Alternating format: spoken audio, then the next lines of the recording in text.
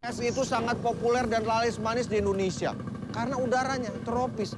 Makanya es itu laris manis, manis seperti saya. Mana es pesanan saya, es lilin? Es lilinnya udah jadi.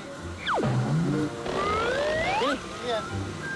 Es lilin. Es sama lilin. Es sama lilin. Ada-ada aja somplak. Ganti ya, es yang lain, es campur, ya.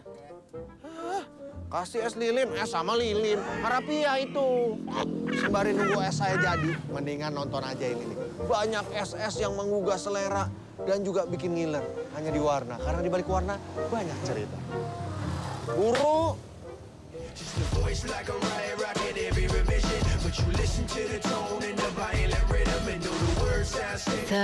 Seger. Melihat sajian aneka es ini, siapa yang nggak tergoda ya? Mulai es campur, es teler, es serut, semua bisa bikin adem. Apalagi pas cuaca panas siang-siang bolong begini, es jadi minuman wajib yang dicari. Jujur, aku sih suka banget sama yang namanya es-esan walaupun aku sebetulnya dilarang ya karena aku ada amandel. Iya, tapi nggak banyak. Jadi aku kalau minum itu sebisa mungkin karena suka dingin ya. Di sini udaranya panas. Dingin aja, cuman sebisa mungkin saya hindarin es. Kalau terpaksa 1-2. Kalau dulu kan banyak banget gitu. Karena emang es itu sangat sensitif terhadap tenggorokan.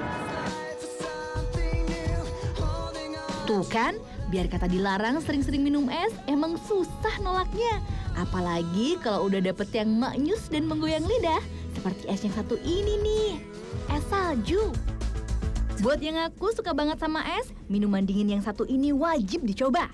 Singapore Snow Ice. Sesuai namanya, kita bisa merasakan dinginnya sensasi salju meleleh di tenggorokan. Dijamin sekali coba bakal ketagihan. Ada mango strawberry snow ice, green tea snow ice, coklat snow ice, sampai cendol snow ice juga ada loh. Pertama kali dibuka di Indonesia tahun 2010 lalu, Singapore Snow Ice langsung diserbu pembeli. Habis dari penampilannya aja udah bikin ngiler, apalagi rasanya ya. Makanya, tiap kali berkunjung ke Jakarta, Hana bela-belain mampir. Soalnya di Bandung katanya belum ada nih es salju seenak ini. Hampir seminggu berapa kali gitu? 3-4 kali ya. Ngomong-ngomong, apa sih bedanya es salju ini dengan es lainnya? Ternyata es salju bukan es biasa. Bahan bakunya dari buah-buahan asli loh, yang dibuat dari bongkahan es berbentuk bulat seperti ini. Baru deh kalau ada yang beli, es ini diserut dengan alat serut khusus. Tapi biarpun dibuat pakai alat serut, kelembutan es salju nggak kalah loh sama lembutnya es krim. Kalau es campur, saya rasa itu dari es batu ya diserut, es teler juga begitu. Kalau kita bukan dari es batu, itu kita dari bahan buah segar, dari buah asli. Kalau mangga dari buah mangga, kalau es stroberi dari stroberi gitu. Memang sih, harga jual es yang pertama kali diperkenalkan di negeri singa Singapura ini sedikit lebih mahal dibanding es biasa. Tapi sesuai kok dengan kualitasnya, mulai dari Rp17.000 hingga Rp40.000 tergantung pilihan rasa. Untung walaupun sedikit, tapi kalau kuantiti kita jual banyak kan otomatis untung kita banyak. Jadi kita tetap jaga mutu. Karena kita juga pakai air dari air mineral. Jadi bukan air sumur atau air pam, enggak. Memilih es berkualitas memang jadi keharusan. Pasti nggak ada yang mau kan, hanya gara-gara jajan es sembarangan, kesehatan dipertaruhkan.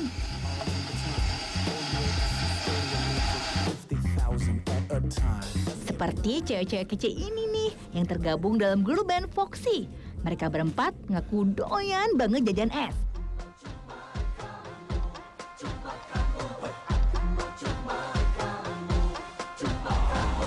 Jordi si imut-imut ini cinta banget sama es doger. Nah, kalau Alea dan Melissa paling suka es campur dan es teler. Dan yang terakhir nih, si Neng yang asli Sukabumi Jessie suka banget sama es krim. Tapi karena lagi sibuk promosi mini album, Foxy harus jaga kondisi. Makanya, demi menyalurkan hobi jajan es, Foxy pun sengaja ngumpul di Ragusa, resto es krim favorit mereka.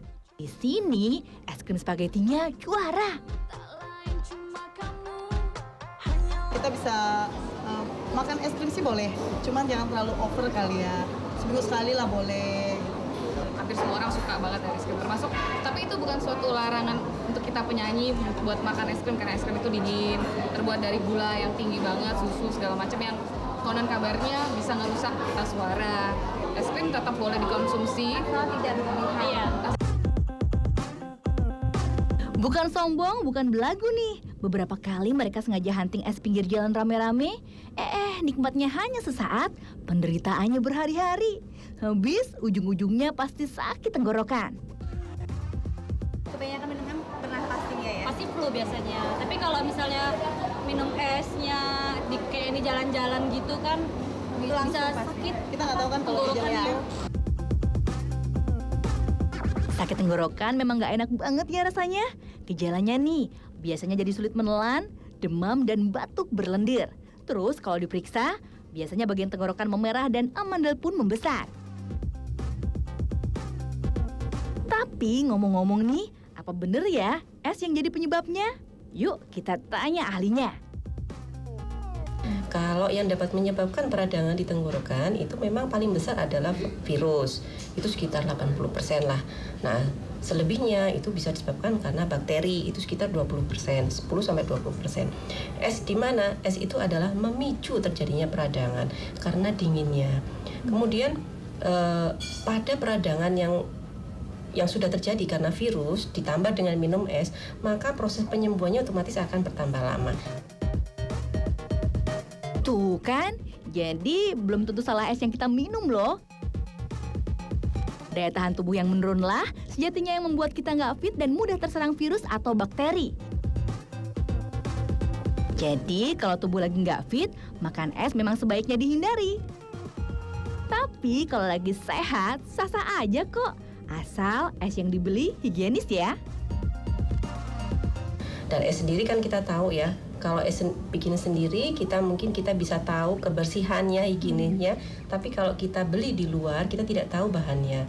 Apalagi mungkin es yang dengan pemanis, pemanisnya sendiri itu merupakan alergen atau iritan. Jadi itu dapat menimbulkan.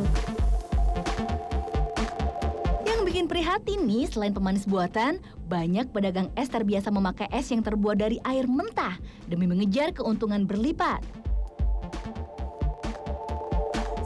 Ini nih yang wajib kita waspadai.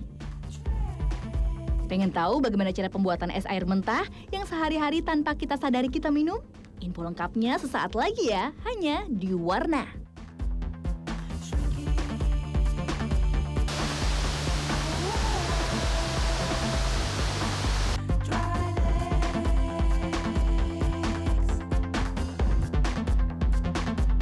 Jangan lupa terus saksikan Pelangi Senin sampai Jumat Hanya di Trans 7. Pelembut pakaian nomor 1 dunia kini hadir di sini. Waktu Mama jemur di dalam, baunya jadi gak enak. Sekarang Mama punya daun nih. Walau jemur di dalam, wangi. Aduh, lama banget es campur aja setengah jam. Mas, es campur. Iya, udah. Saya aja deh. Saya boleh ya? Saya aja bikin sendiri. Ribet gini doang. Bikin es campur saya mah. Bang, es satu. Hah? Es satu. Satu es? Haus. Ya udah dah. Nih. Aku es batu doang. Tadi pesan apa? Es. Es kan? Iya. Ini es. Ini es masih dingin tuh. Es terlalu ini mah. Iya masih dingin esnya tuh. Ya kobok-kobok. Kotor nanti lah. Airnya mateng nggak? Wah, menghina. Lihat warnanya nggak bisa lihat apa. Kalau kelihatan bening kayak gini udah pasti dari air mateng. Nggak mungkin air mentah. Kalau air mentah itu warnanya butek dan banyak kotorannya. Percaya nggak? Satu lagi, kalau mau ngebuktiin air mateng apa air mentah, tuh es. Kalau air mateng itu pas jadi balok es, agak retak-retak. Kalau itu balok es retak-retak berarti itu air mentah. Paham ya? Ya udah nih. Tapi kan habis dikobok, Bos. Apa? Kobok itu? Ya nggak apa-apa, kan air matang. Lah. Udah bikinin lagi. Apa? Bikin lagi. Ntar lama lagi nunggunya. Mendingan juga es beginian. Nggak mau. Coba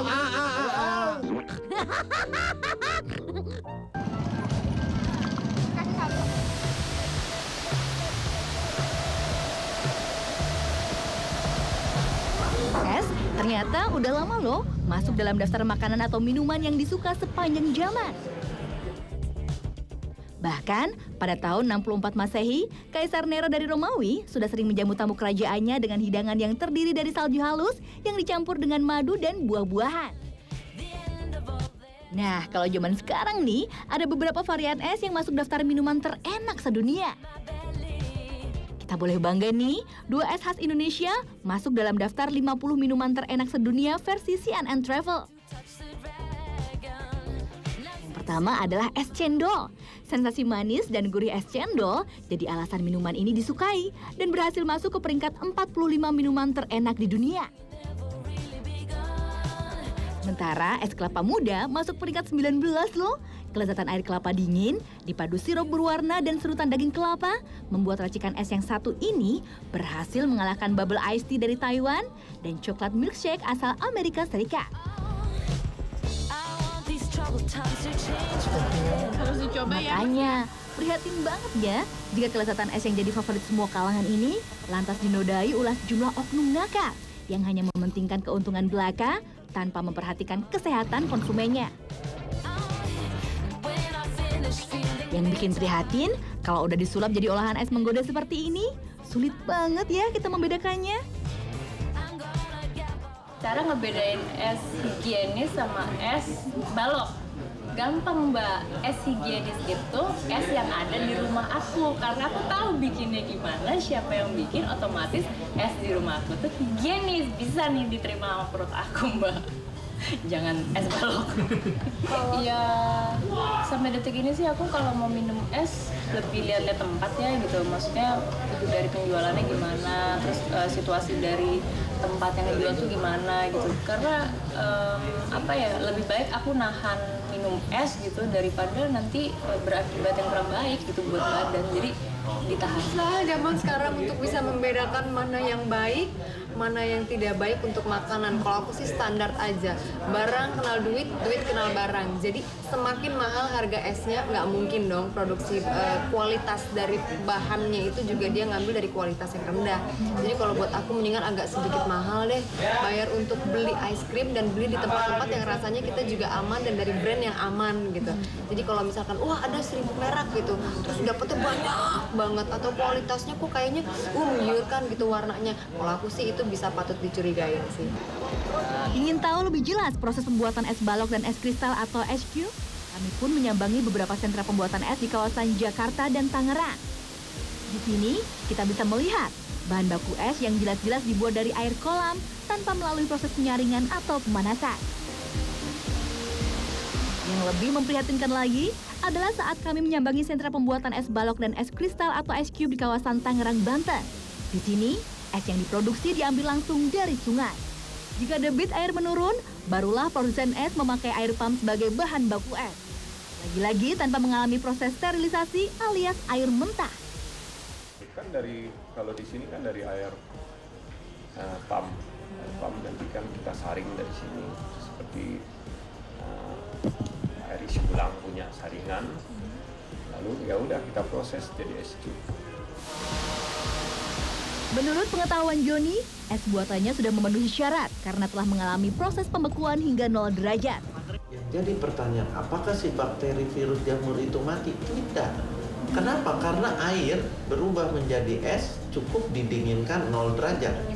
Ya, sementara si bakteri virus jamur segala macam itu baru mati